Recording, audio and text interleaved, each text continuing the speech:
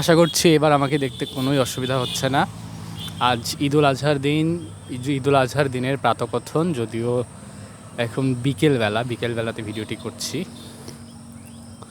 সবাইকে ঈদের শুভেচ্ছা জানিয়ে শুরু করছি প্রাতঃকথনের ১২তম দিন। আবার একটি বই হাতে নিয়েছি, বইটির নাম লেনিনগ্রাদ অবরোধের ৯০০ দিন। বইটি এই প্রাতঃকথনে একদিন এই বই নিয়ে কথা বলেছিলাম। বইটি আমার একবার পড়া হয়েছে, এটা আমার দ্বিতীয়বার পড়া, কারণ এই বই নিয়ে একটি ভিডিও আসতে যাচ্ছে। সেই ভিডিওতে কথা বলার জন্য বইয়ের থাকা তথ্যগুলো যাতে ভালোভাবে মনে থাকে, আরও ভালোভাবে উপস্থাপন করতে পারি, সেজন্য বইটি দ্বিতীয়বার পড়ছি। তো আজকের বিষয় হবে ঈদ রিভিউ। আজকের ঈদটা আমার কেমন কাটলো সে প্রসঙ্গে।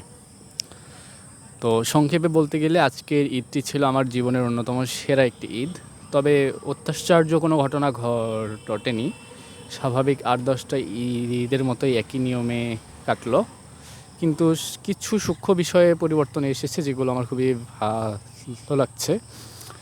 আর যেমন ভোরবেলা ঘুম থেকে উঠতে আমার খুব লেট হয়ে যেত। তাড়াহুড়া করে গোসল করে ঈদগার উদ্দেশ্যে দৌড়াতে হতো নামাজ পড়ার উদ্দেশ্যে। তখন আমার আব্বু আমার জন্য অপেক্ষা করতো, যে আমি বের হলে আমার সাথে বের হয়ে যাবে। আজকে উল্টোটা হয়েছে, যে আজকে আমি অনেক ভোরে উঠে সকাল ৬টা বাজার আগেই গোসল সেরে নিয়ে পড়াশোনা করছিলাম। তো এবং বাবার জন্য আমি নিজে অপেক্ষা করছিলাম, যে বাবা রেডি হয়ে যখন ডাক দিবে তখন আমি বের হয়ে নামাজে আসবো। এটি একটি চমৎকার ব্যাপার ঘটেছে, এক নাম্বার। দ্বিতীয়ত হচ্ছে, সাধারণত দেখা যেত যে আমাদের কুরবানি যেখানে হয়, গরু কুরবানি, আমাদের গ্রামের যে মাঠ আছে, গ্রামের কলেজ মাঠ, সেখানে আমি ছোটোবেলা থেকে দেখছি যে গ্রামের প্রত্যেক মানুষজন সেই জায়গাতে গরু নিয়ে আসতো কুরবানি দেওয়ার জন্য। তো সে কালচারটা আস্তে আস্তে উঠে যাচ্ছে। এবং এই ঈদে এই ব্যাপারটা একটু দুঃখজনক, যে এই ঈদে সেখানে মাত্র 4টা কি 5টা গরু ছিল, অথচ এক সময় গ্রামের অর্ধেক গরু, 30-40টা করে গরু ওই একই মাঠে কুরবানি হতো, যেটা এখন সবাই নিজ নিজ বাড়ির সামনে কুরবানি দিচ্ছে, যেটা একটু দুঃখজনক একটা ব্যাপার। তো সেখানে আজকে আমাদের গরুটা আমাদের পূর্ব নির্ধারিত স্থানে আসলে আমরা মাঠে কুরবানি দিচ্ছি। আমাদের পরিবারের মুরব্বীদের একটাই কথা, যে গ্রামের প্রত্যেকটা মানুষজন যদি এই ট্রেডিশন ভেঙে অন্য জায়গায় গিয়ে, এই ঐতিহ্য ভেঙে নিজ নিজ বাড়ির সামনে গিয়ে কুরবানি করে, আমরা তবুও এই ঐতিহ্য ভাঙবো না, আমরা এই ঐতিহ্যে অটল থাকবো। এটা আমাদের পারিবারিক ওই যে ঐতিহ্য, আমাদের পরিবারের সূত্র ধরেই যেহেতু এই ঐতিহ্যের শুরু, আমাদের শেষ পর্যন্ত এটি ধরে রাখতে হবে। তো দেখা যেত যে সাধারণত আমি ঈদের নামাজ পড়ে এসে রেস্ট করে তারপরে গরু কুরবানির জায়গাতে যেতাম, গিয়ে সেখানে গিয়েও আমি লেট হয়ে যেতাম প্রত্যেকবার। আজ আমি নিজে আমার এক জ্যাঠার বাড়িতে, যেখানে গরুটা রাখা ছিল, কারণ আমরা আমাদের পরিবারের যারা আমাদের বংশের যে কয়জন আছে সবাই মিলে একসাথে ভাগে একটা গরু কুরবানি করি। সেখান থেকে নিজে সকালবেলা নামাজের পরপর সেখান থেকে গিয়ে নামাজ পড়ে আমি বাড়িতেও ঢুকিনি, সোজা সেখানে চলে গেছি। সেখান থেকে গরু নিয়ে মাঠে গিয়েছি। এবং আমার বড় ভাই আশিক ভাই এখন চট্টগ্রামে, উনি কিছু কারণবশত এই ঈদে আসতে পারেন নাই। আশিক ভাই এখন এই ঈদটা চট্টগ্রামেই করলেন।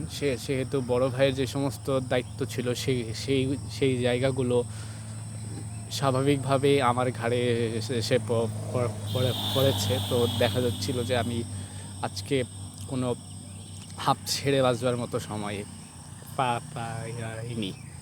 তো ব্যাপারটা আসলে একদিক থেকে ভালোই, যে আমি চেষ্টা করছিলাম, যে আমার চিন্তা ছিল যে ভিডিওটা বানাবো সকালে, হয়তো বা ঈদগাহ মাঠে নিয়ে গিয়ে সেখানে সকল মুসল্লিদের সাথে ভিডিওটা করব। আবার আরেকবার ভাবছিলাম যে গরু যখন কাটি হবে সেখানে গিয়ে ভিডিওটা করব, গ্রামের ট্রেডিশনটা দেখাবো।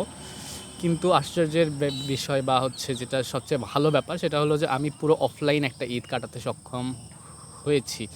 সকালবেলা ওঠা থেকে শুরু করে সকালবেলা উঠে একবার ফোন হাতে নিয়েছিলাম, তারপর বিকাল ৩টার আগ পর্যন্ত আমি ফোন হাতে নেওয়ার আসলে সুযোগ সেভাবে পাই নাই। যেটা আসলে সুযোগ পাই নাই বললে ভুল হবে, সুযোগ ছিল, আমি ইচ্ছা করে ফোনটা হাতে নেই নাই। তো এই যে অফলাইনে ন্যাচারালভাবে সবার সাথে মিলেমিশে সবার সাথে কথাবার্তা বলে খুব ভালোভাবে ঈদের সকাল এবং দুপুরটা কাটাতে পারলাম, এটা আমার জন্য একটি অনেক বড় পাওয়া। এটাই ছিল আজকের ভিডিওর মূল কথা।